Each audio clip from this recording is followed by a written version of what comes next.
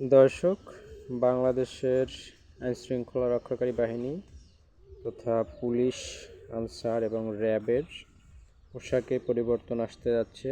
এটা সরকারিভাবে চূড়ান্ত হয়েছে। কিছুদিনের ভিতরেই এই বাহিনীগুলোকে আপনারা আলাদা এবং ভিন্ন পোশাকে দেখতে পাবেন। যে পোশাকে এতদিন দেখে আসছেন সে পোশাকে তাদের দেখতে পাবেন না, নতুন পোশাকে তারা আসতে যাচ্ছে। এই পরিবর্তন আসলে হঠাৎ করেই হয়নি, এটা অনেক দিন থেকেই আলোচিত হচ্ছিল যে এরকম একটা পরিবর্তন আসবে আইনশৃঙ্খলা রক্ষাকারী বাহিনীর পোশাকে। আপনারা হয়তো জানেন র্যাবের উপরে কিন্তু নিষেধাজ্ঞা আছে, মার্কিন নিষেধাজ্ঞা। আর বিভিন্ন কারণে র্যাব বিতর্কিত হয়েছিল বিভিন্ন কারণে। যদিও এসব বিষয়গুলো কতটা সত্য কিংবা মিথ্যা সেটা অন্য আলোচনার বিষয়।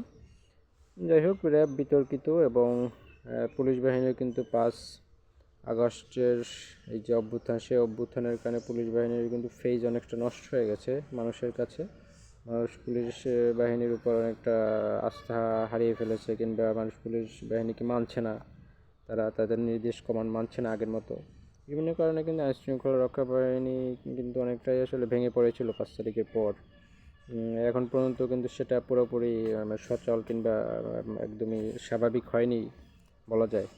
এসব কারণে আসলে সরকারের ভিতরে অনেক দিন থেকে আলোচনা হচ্ছিল যে আইনশৃঙ্খলা রক্ষাকারী বাহিনীগুলোর যদি পোশাক পরিবর্তন আনা যায় তাহলে আসলে মানুষের কিছুটা আস্থা ফিরে আসবে এসব দল সংগঠনের উপর। কিংবা মানুষটা আসলে সাধারণভাবেই পোশাকটার উপর একটা ঘৃণা কিংবা একটা নেতিবাচক মানসিকতা তৈরি হয়ে গেছে।